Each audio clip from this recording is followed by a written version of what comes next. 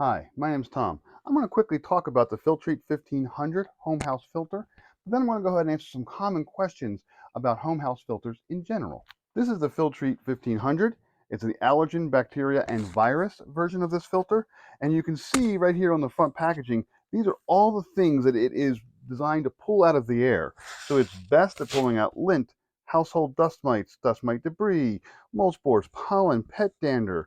It also pulls out smoke, smog, congestion degree, bacteria, and viruses. So that's a lot of stuff it can pull out of the air. Again, this is the 1500 MPR rating. That's Filtrete's rating system. MPR stands for Microparticle Performance Rating. And the way these filters work is the higher the number, typically the better the filter, the more stuff they pull out of the air.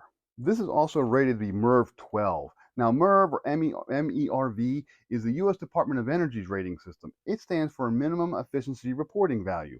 And it's the same idea. The higher the number, the better the filter, the smaller the particles it pulls out of the air. By the way, both these rating systems, MPR and MERV, are made to measure how many particles they pull out that are 0.3 microns to 10 microns in size from the air. 10 microns is really small. The human hair is about 70 microns thick. So these filters are pulling out particles that are completely invisible to the naked eye. The key takeaway here is that the higher the number of the filter, 1500 or MERV 12, the better the filter. These filters come in a variety of sizes, and the best way to figure out what size you need is to go to your unit or your air vent and go ahead and pull out the old filter and look on the side. On the side, you see some numbers. In my case, I've got 14, 24, and 1. That measures the filter size in inches. So it's 14 wide, 24 long, and 1 inch thick. So if I'm getting replacement filters, that's the size I need. So how do I install one of these filters? It's really pretty straightforward. First, you want to remove the packaging. It's usually just some plastic wrap or a little bag around it. So I'm going to pull all that off. There might be a piece of paper in there as well. You take that out as well. There we go.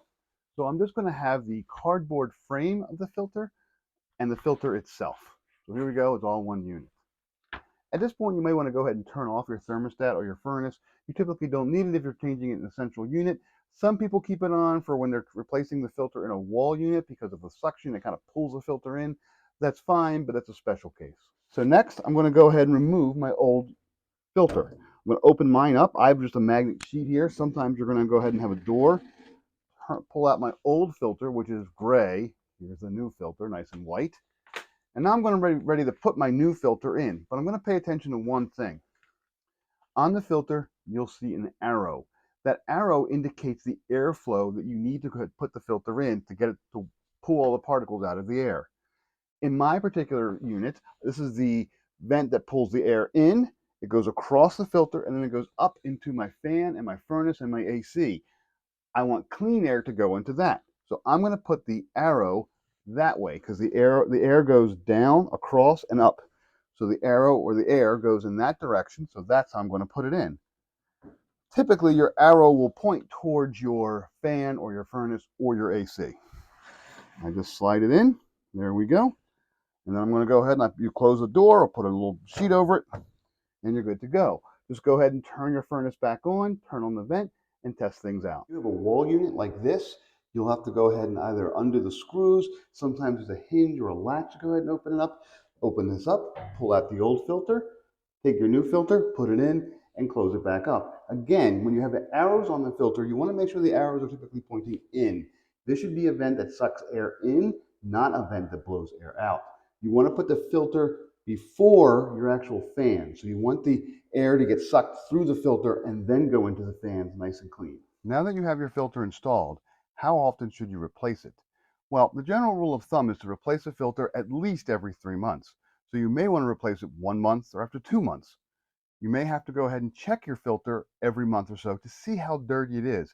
If it comes out gray and covered with dust after 1 or 2 months, then you should probably go ahead and replace it. A brand new filter should be white and clean and not have any debris on it at all. And you can very quickly realize how long it takes for your filters to fill up in your home. So how do you remember to go ahead and change your filters every 30 days or 2 months or whatever you need to do? A couple different ways you can do this. One, You can go ahead and write your date that you actually installed the filter right onto the side of it, mark in a Sharpie marker.